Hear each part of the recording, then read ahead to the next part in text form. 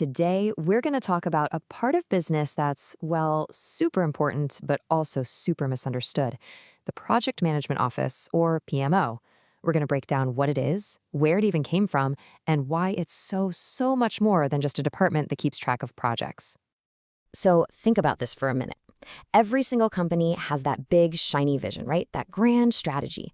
But how do you actually make sure all the work happening on the ground, every project, every single task, is really pushing you towards that vision? What's the bridge that connects the boardroom dreams to the reality of the work? That's the exact problem a PMO is meant to solve. All right, so to really get a handle on what a PMO can do, we first have to get a really clear idea of what it actually is. Now, what's so interesting about this definition is the scope. Did you catch it? It says portfolios, programs, and/or projects. That little and/or is everything.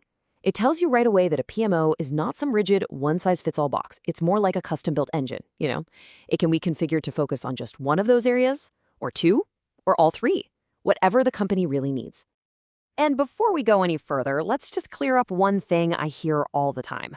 People will often point to the PMO leader, the director or manager, and say, oh, that's the PMO.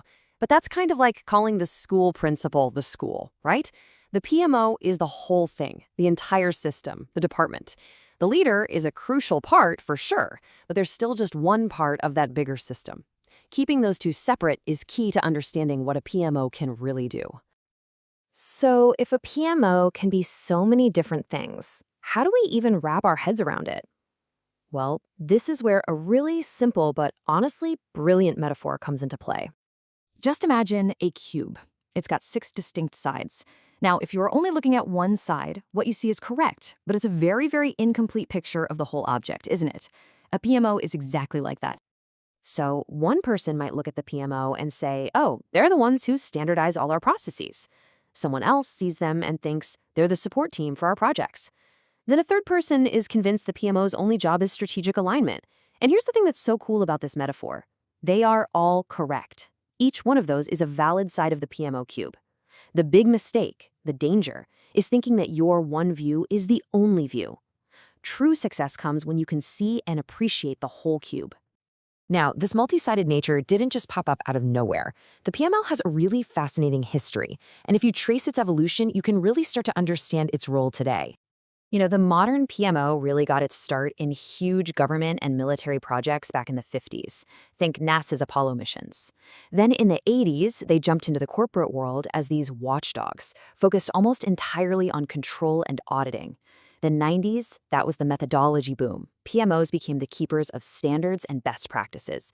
Then the 2000s brought this massive pivot towards strategy, with the rise of the enterprise PMO, the EPMO. The 2010s, well, that was the agile challenge, which forced PMOs to get a lot more flexible.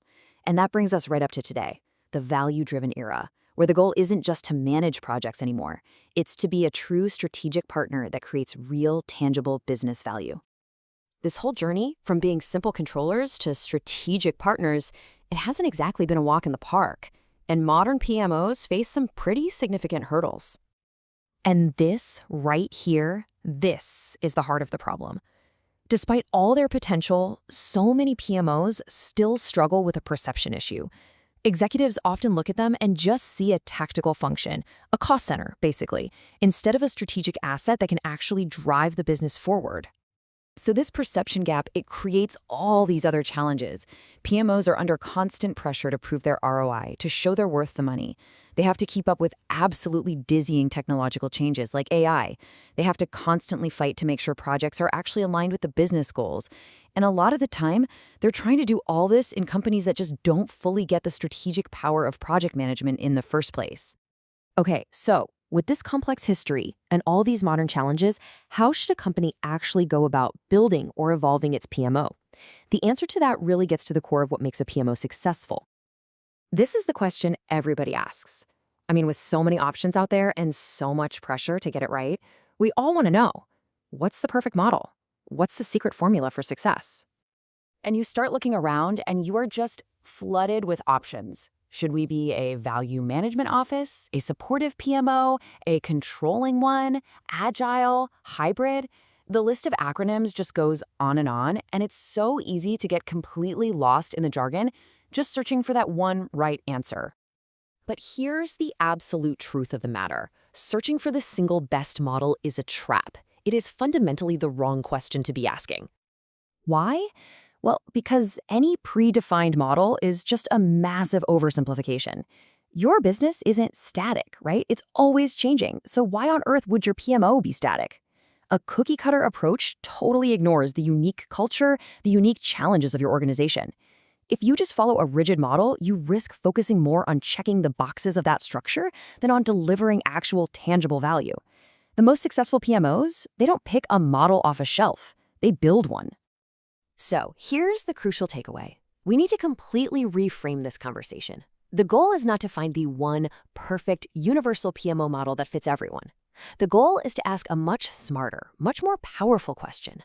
What specific challenges is my organization facing today? And what unique combination of functions and services does our PMO need to build to solve those problems right now? That is the key to unlocking its true strategic value.